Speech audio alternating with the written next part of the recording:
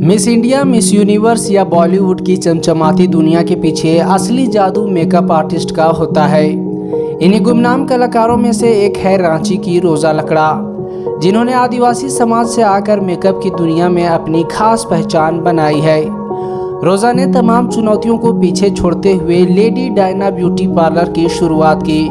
Bridal हो या fashion show, उनके जादुई हाथों से हर चेहरा निखर उठता है।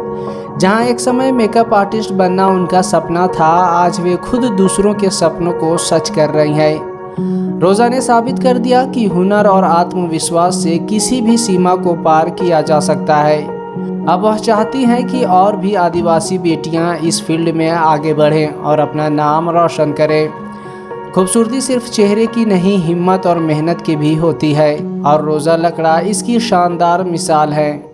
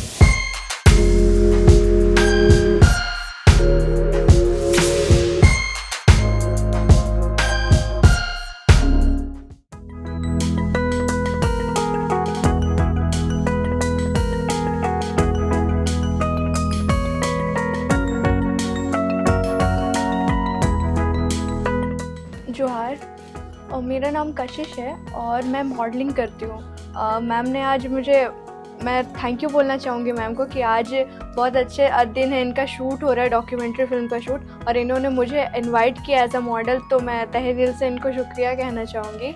और मैंने अब तक जितने भी ब्रांड्स के साथ है ना, makeup Studios and makeup artist के साथ काम किया है, तो मोस्टली तो जो फिनिशिंग है, टू बी ऑनेस्ट मुझे उतना ज़्यादा अच्छा नहीं लगा, बट मैम है काफ़ी ज़्यादा एक्सपीरियंस है, 40 साल का एक्सपीरियंस है इनका, और इनके साथ काम करके वाकई में मुझे अच्छा लगा।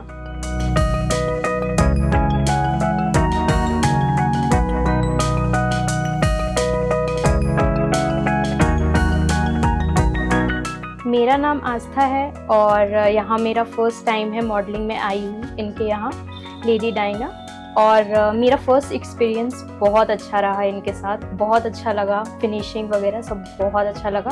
मेकअप तो मेरे को बहुत अच्छा लगा, और हम पहली बार नहीं करवाएं, बहुत बार करवाएं, बहुत बार मॉडल बन चुके हैं। मैम को सिखाने का तरीका और करने का तरीका बहुत ही अच्छा है, बहुत ही अच्छा। यहाँ का मेकअप बहुत ही अलग होता है, और मतलब एक्सपीरियंस के साथ तो मेरे को ऐसा लगा है कि यहाँ का मेकअप सबसे बेस्ट है, बहुत अच्छा है। झारखंड न्यूज़ 9 की तरफ से आप सभी दर्शकों का हार्दिक हार्दिक स्वागत है। और हम आज ऐसे सक्सेस से हम परिचय कराना चाहते हैं जो कि किसी परिचय का मोहताज नहीं है, और इतनी बड़ी स्टूडियो खुद क्रिएट किए हैं और उनका जो सफ़र है, उनका जीवन का जो सफ़र है, हम उन्हीं की जुबानी जानना चाहेंगे। हम उससे पहले एक दो लाइनें हैं मैं बोलना चाहता हूँ, खास करके कुड़ुख में हमेशा मैं ये प्रयोग करता हूँ।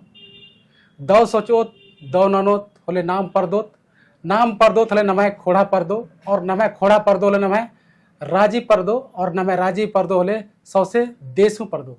इसका हिंदी अनुवाद ये हुआ कि अच्छा सोचेंगे, अच्छा काम करेंगे तो हमारा समाज बढ़ेगा, और हमारा समाज बढ़ेगा तो हमारा राज्य बढ़ेगा, और हमारा राज्य बढ़ेगा तो हमारा देश बढ़ेगा।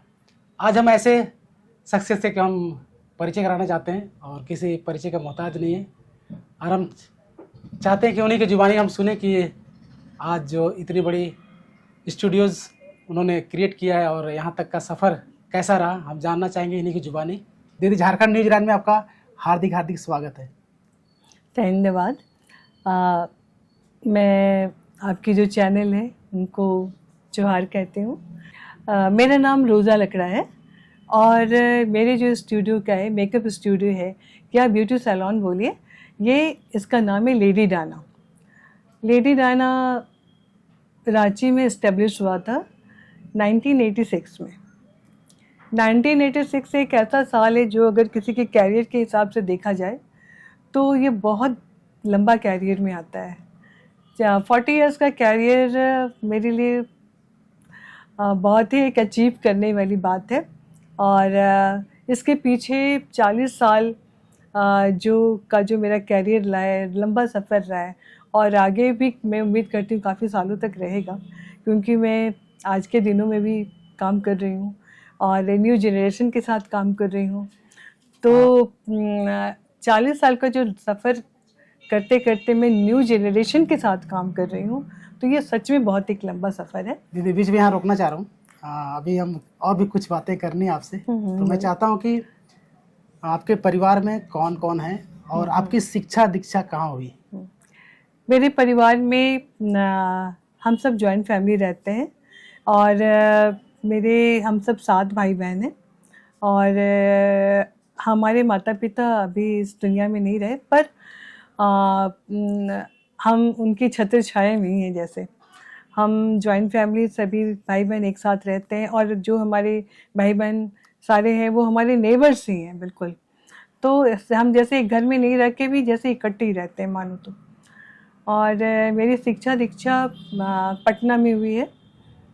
मेरी कुछ जो हमारे ज़माने में जो होता था क्लास 1 क्लास 2 ये सब जो वो मैंने रांची से किया। उसके बाद हमारे पिताजी का ट्रांसफ़र वाला जॉब था, तो हम सब पटना रांची होते रहते थे, तो ज़्यादा समय मेरा पटना में बीता। और मेरी जो मैट्रिक की पढ़ाई होती थी जो आजकल 10th तक ही होती है, तो उसमें 11th तक होती थी, तो मैंने मैट्रिकुलेशन पटना से किया है, और बाकी की पढ़ाई मैंने रांची आके ख़त्म किया। और मैंने रांची में गॉस्नर कॉलेज में अपना इंटरमीडिएट किया, और मैंने अपना ग्रेजुएशन रांची वुमेंस कॉलेज से किया, बॉटनी ऑनर्स से।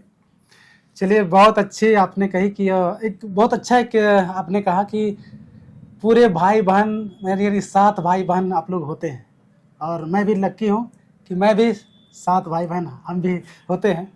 और उस टाइम में 7 भाई बहनों की कहानियाँ भी हुआ करती थी, और रियल में आप भी उस बहन की तरह, आपका भी स्टोरी हमको काफ़ी रोचक लगा, और हमारी टीम ने ये डिसाइड किया कि आपका हम लोग इंटरव्यू लेंगे और शूट करेंगे कि आपका जर्नी और सफ़र लाइफ का कैसा रहा। बहुत सारे बहनें ये सोचती हैं कि हम कुछ नहीं कर पाएंगे, या शादी विवाह होने के बाद उनको ये लगता है कि बहुत सारी बंधनें हमारे साथ बंध गई और हम वो काम नहीं कर सकते हैं।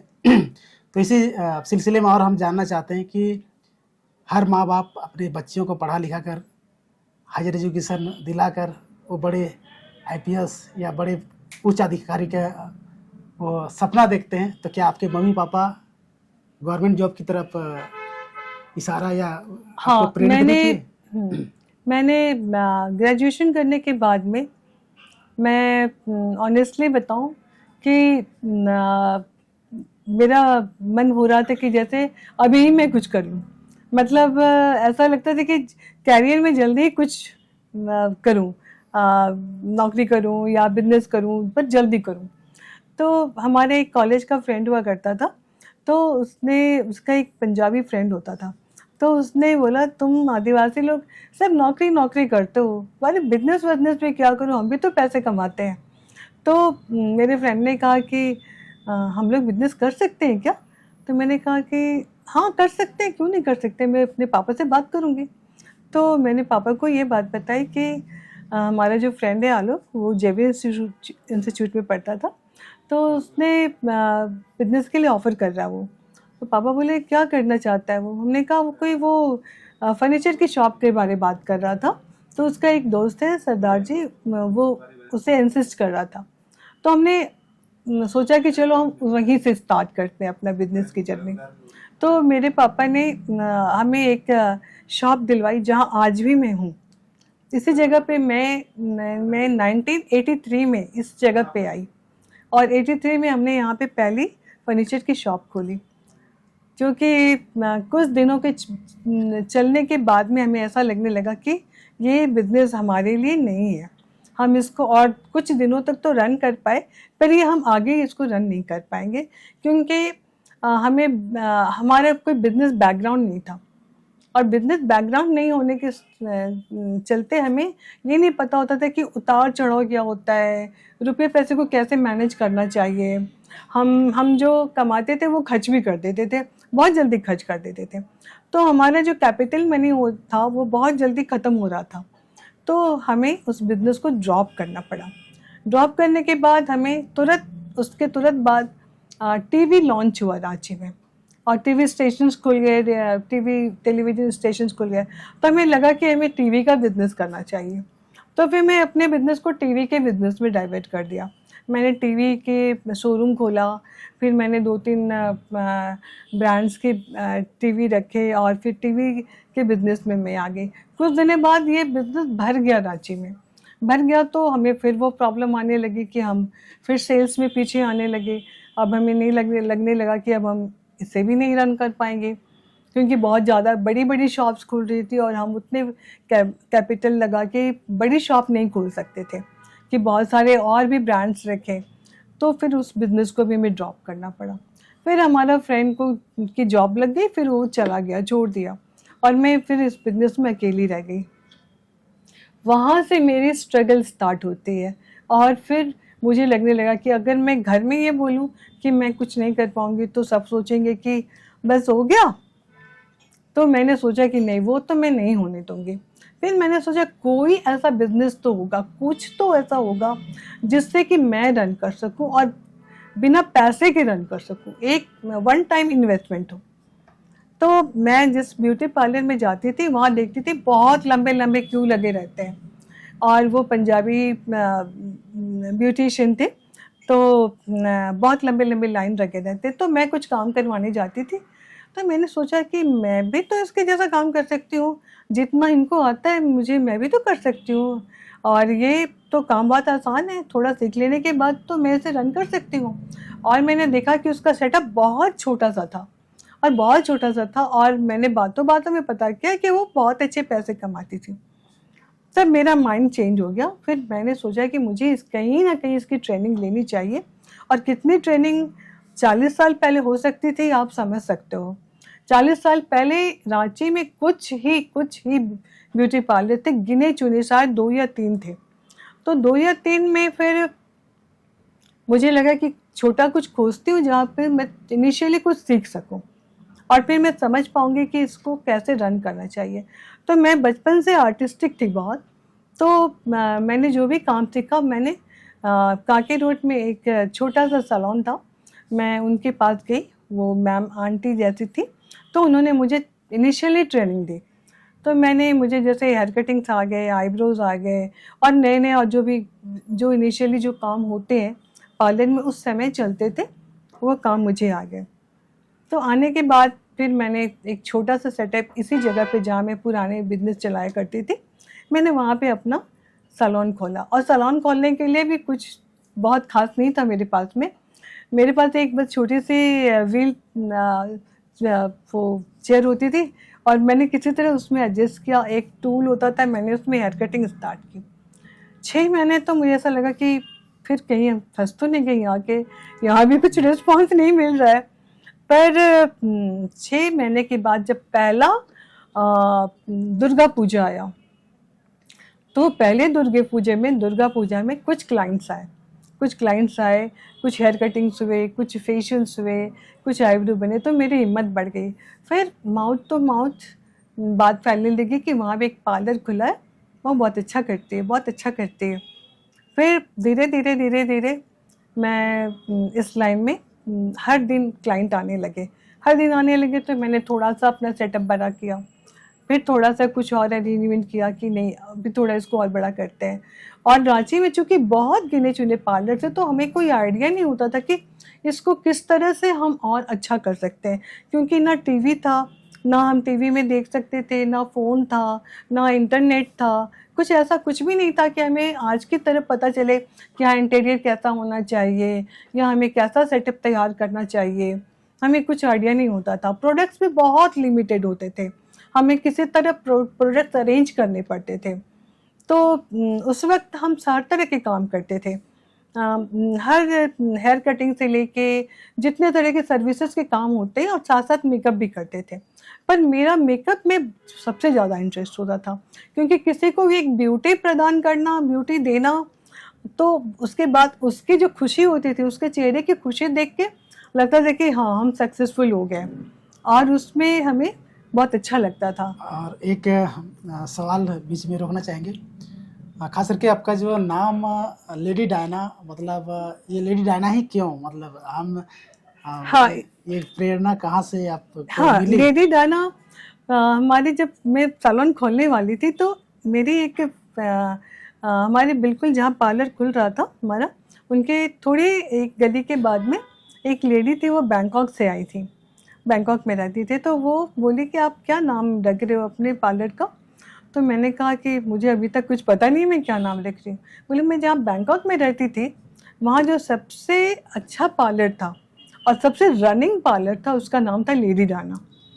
तो मुझे कुछ समझ में नहीं आया, मैंने उनके कहने पे लेडी डायना रख दिया, और वो नाम सबको अच्छा लगा, और आज भी ये नाम से मुझे सब लोग जानते हैं।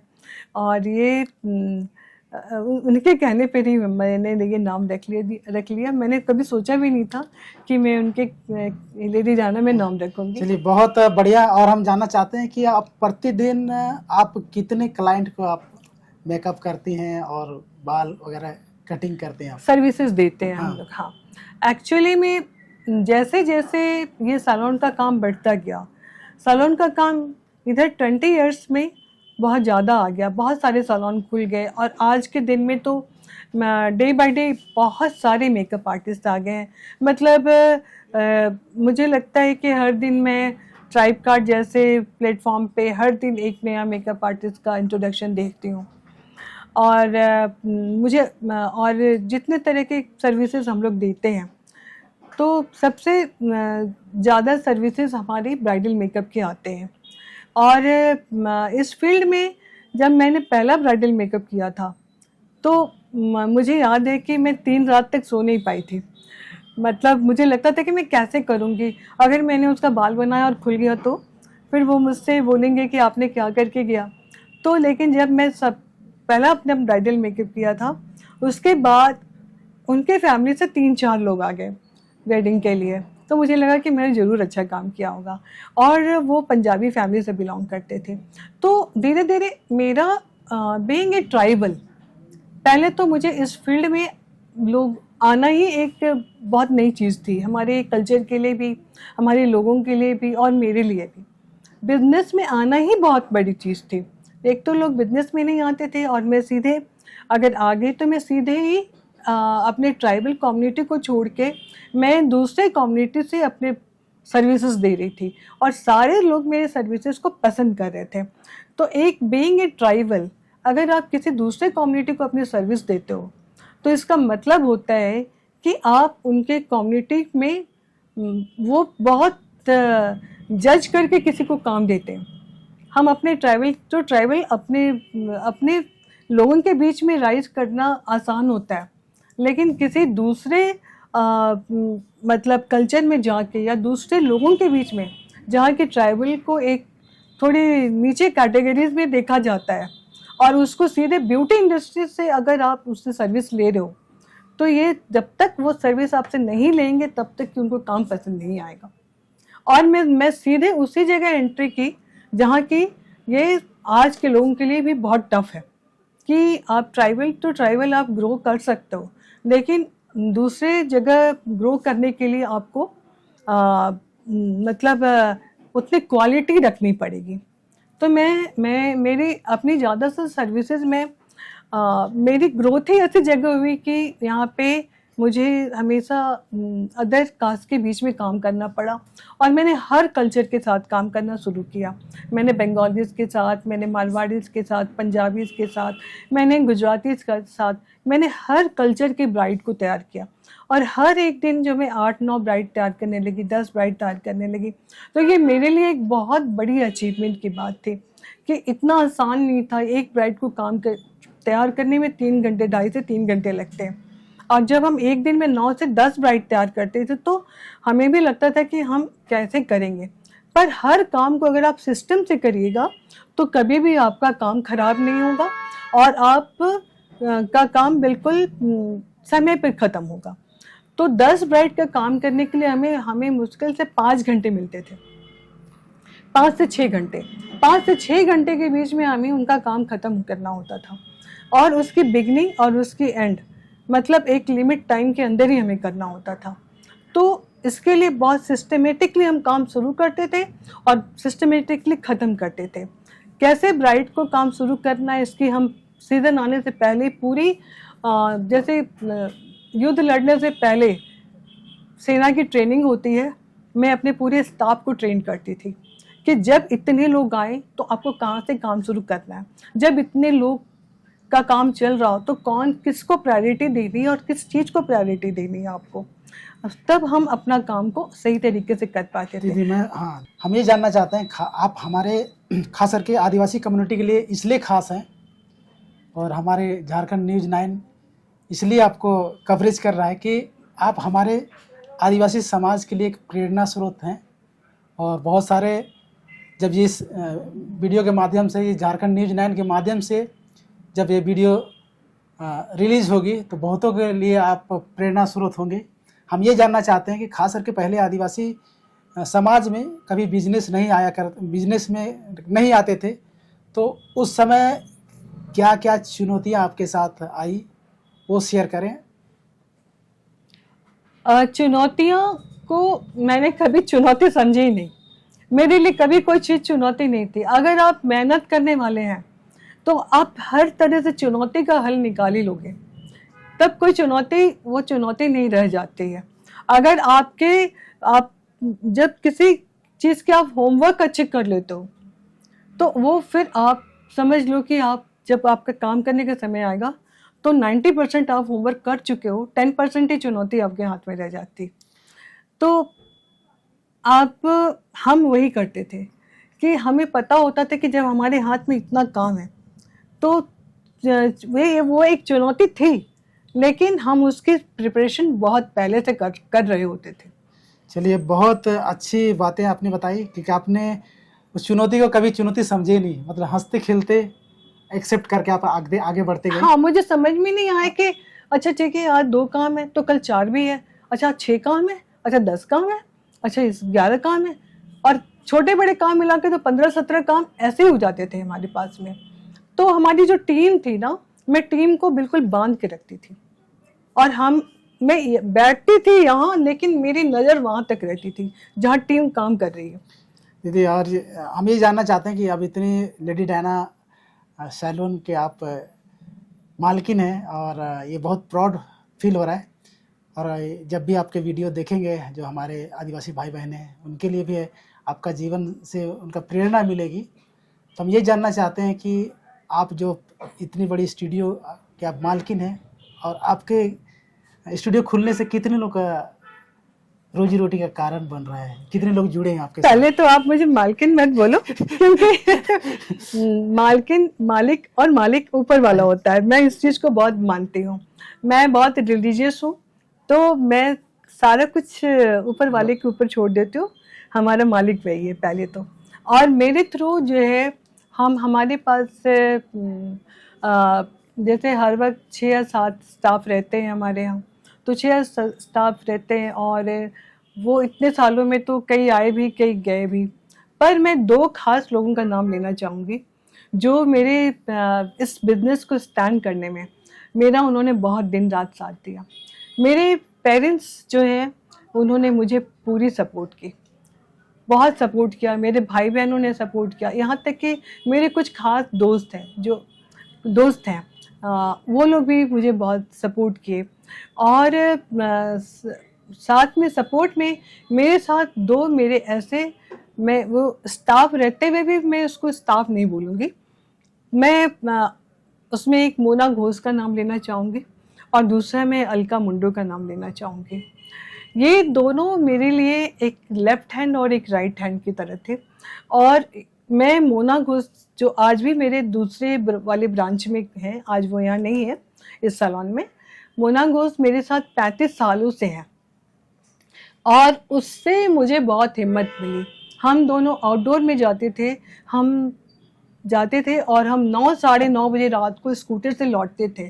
तब मैं स्कूटर ड्राइव करती थी, मोना मेरे पीछे होती थी, और हम जब नो एंट्री खुल जाती थी, हम रातों रोड से आते होते थे। 50-60 ट्रक को हम क्रॉस करके हम 9 साढ़े 9 बजे रात को घर पहुंचते थे। तो बड़े बड़े ट्रक्स होते थे, हम उसके बीच से अपने स्कूटर निकालते हम घर आते थे। मैं मोना को घर छोड़ती थी और मोना मेरे साथ आज भी उसी तरह है जैसे 35 सालों से मेरे साथ है। मोना का मैं इसलिए इतना आगे बढ़ी कि मेरे साथ एक स्ट्रॉन्ग टीम थी और मेरे फैमिली का सपोर्ट था।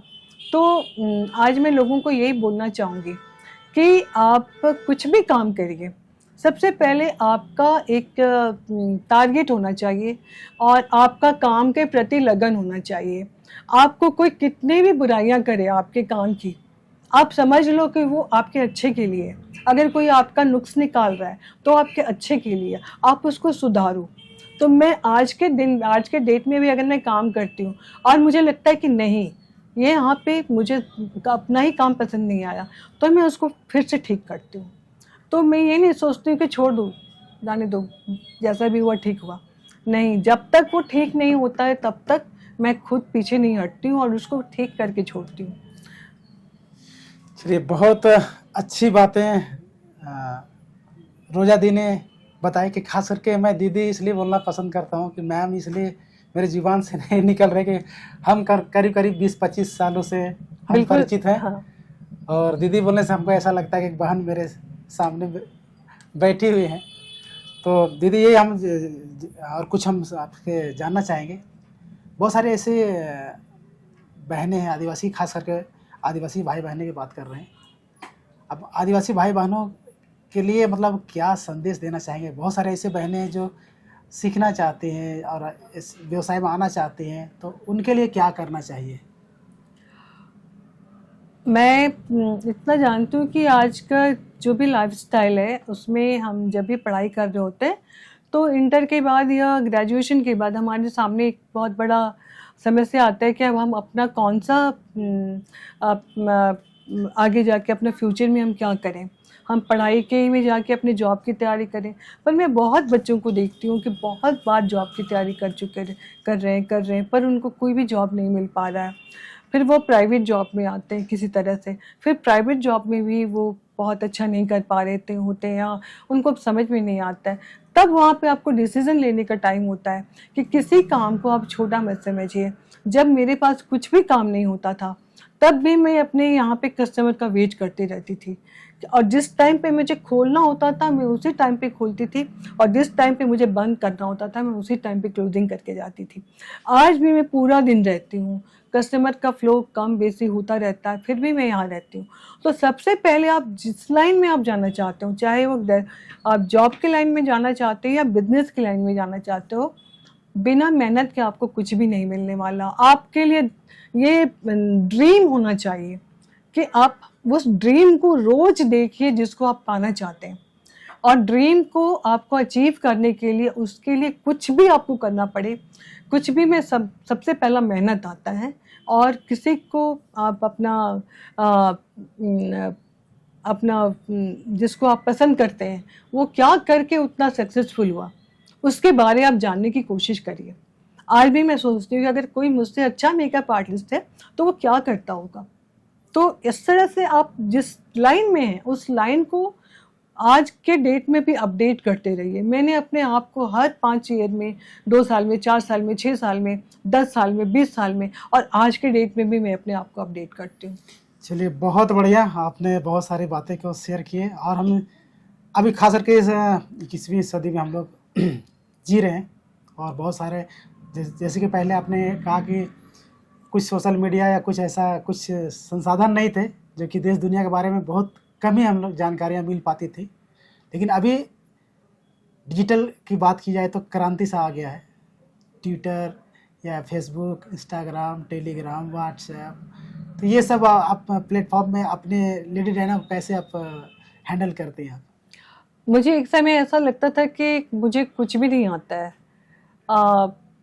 मतलब फ़ोन, मैं ये स्मार्टफोन को मैं समझती थी कि ये बिल्कुल डब्बा है, मुझे पसंद नहीं था।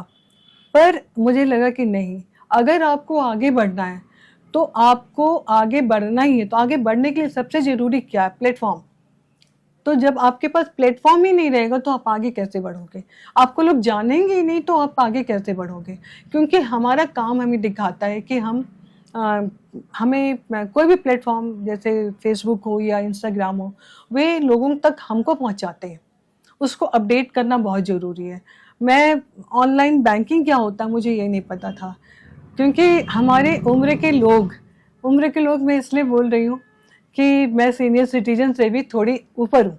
तो मैं उम्र के लोग डिजिटल मार्केटिंग या डिजिटल बैंकिंग ये भी बहुत लोग नहीं जानते, पर मैंने हर कुछ सीखा और मैं हर कुछ अब डिजिटल करती हूँ। तो इससे हर फील्ड में मैंने अपने आप को अपडेट किया।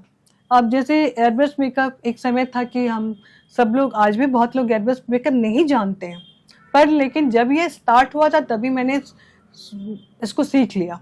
तो इसलिए हर काम को जब तक आप टैलेंटेड नहीं रहोगे तो आप पीछे ही रह जाओगे। चलिए बहुत बढ़िया।